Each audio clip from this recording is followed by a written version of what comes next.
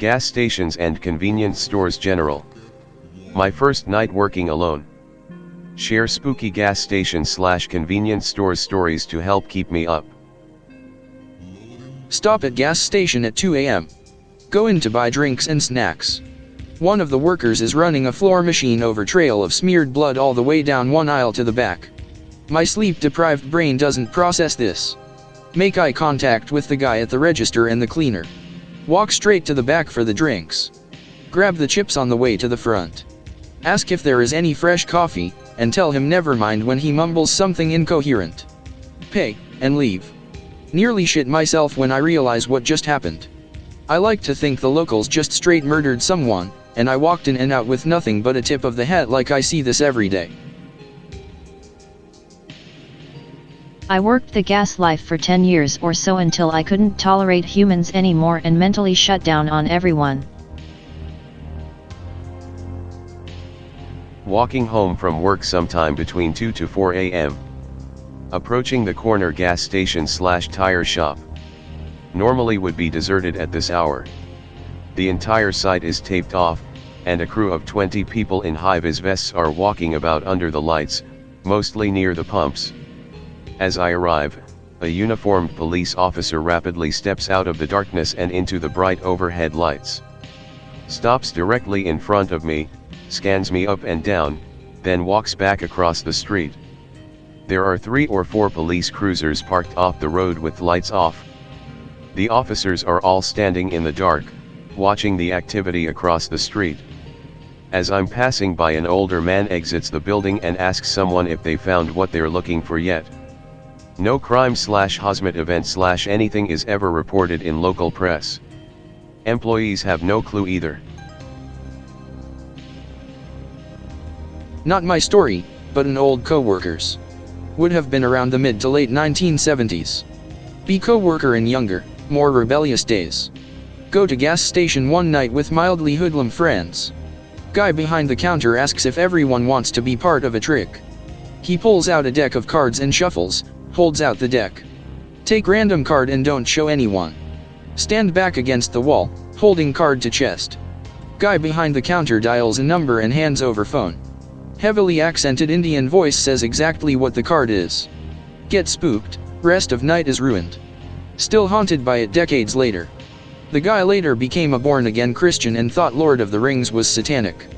I'm assuming it was just a dumb magic trick, but I've always found the details interesting, as well as the fact that the guy behind the counter would go to that much effort just to possibly spook some random teens. Work at a gas station in a really bad hood. Closing time, have to clean bathroom before leaving. In the woman's bathroom there is a cup of shit 2 inches in front of the toilet. The toilet is functional. Seen everything from the chain owner being pressed by a color gang for protection. People being shot. And guns being flashed or shoved in my face seems to be in my job description. A turkey that just walked right. Why in the fucking cup? Working at a gas station may be a shit soul crushing job, but I can't say it's always boring. Working at a convenience store, a few miles from the city limits. Near the highway, but still pretty urban. You get the idea. Graveyard shift, 2 a.m. Only the crazies come out this late. After not getting any customers for my whole shift, a beat-up minivan rolls into the parking lot. Out steps, and I shit you not, the biggest drag queen I have ever seen. Dude / it has to be at least 6 feet 6 inches, maybe taller but scrawny as a scarecrow. Looking at him walk unnerving itself, but then he comes in. This guy was not fooling anyone, he made Caitlyn Jenner pass for cover girl. Too much makeup that looked clownish, dress that was too tight, feet the size of dinner plates crammed into sandals, and a bugle that was practically doing the Willem scream in his pants. This Stephen King creation is lumbering around, hunched over pawing through stuff, but is way too obviously looking me up and down. We got a .357 revolver and a blackjack under the counter, but airplanes were needed to take down Kong. He lumbers out back to his minivan and talks to somebody in the driver's seat, then daddy long legs his way back in. Starts buying random things that have no relation to each other, a toolbox, a jug of water, a radio, all heavy stuff he's clearly struggling with. Pays for it all, asks if he could get some help bringing it out to the van. Say no, I can't leave the counter. Aw come on, please. ITLL just take a minute. Nope. Well the service here is just shit, I'd like to speak to somebody in charge. Call the store number, I don't give a fuck. Watch him struggle with all the heavy shit, and walk out into the night. Soon after I hear the van pull out and see its lights out the store window. Greater than 10 minutes of silence, when I hear a tapping on the window which is adjacent to the counter. It's the same guy, peering in and smiling like the fucking Joker.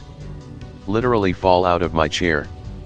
Oh sweetheart, I didn't mean to scare you, but my friend just left for an emergency and I had to stay here, could you come out so I feel safer?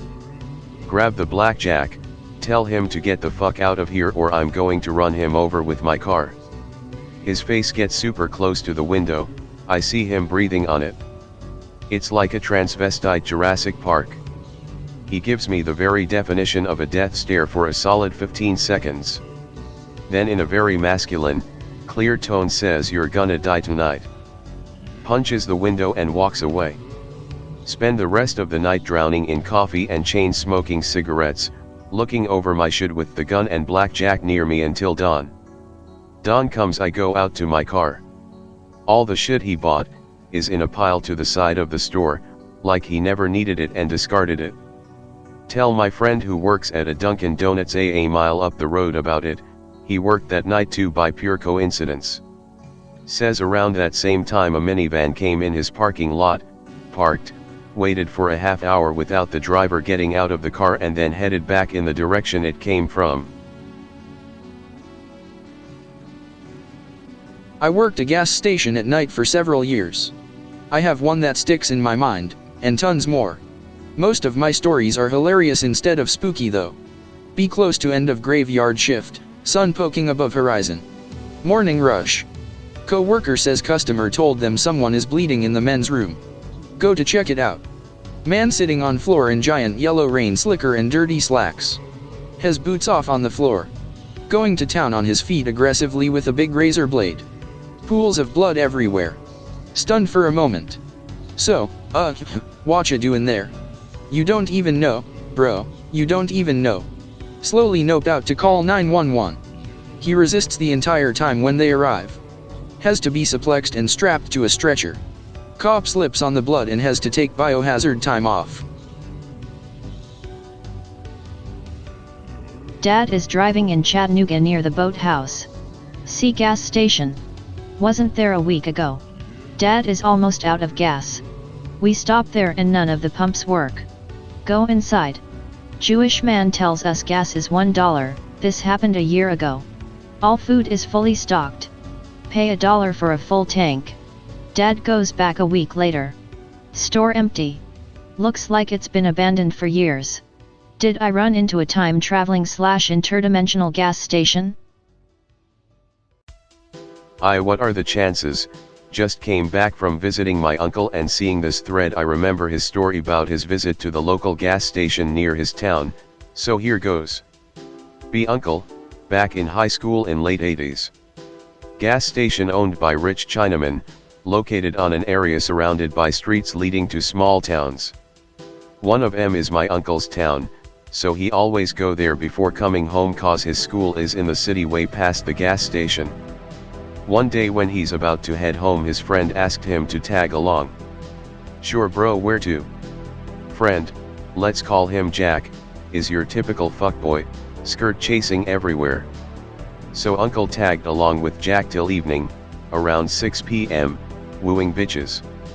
Jack felt kinda bad for making uncle went home late, so he offered to pay for uncle's gas. Uncle told him to not worry about it, but Jack insisted, so fuck it, why not? They arrived at the station, only a single car on the car lane. Not too weird, keep in mind it's in the 80s in bumfuck nowhere, so only few well-off people have vehicles. What's weird was there are no employees. WTF, did they go on break while leaving a customer behind?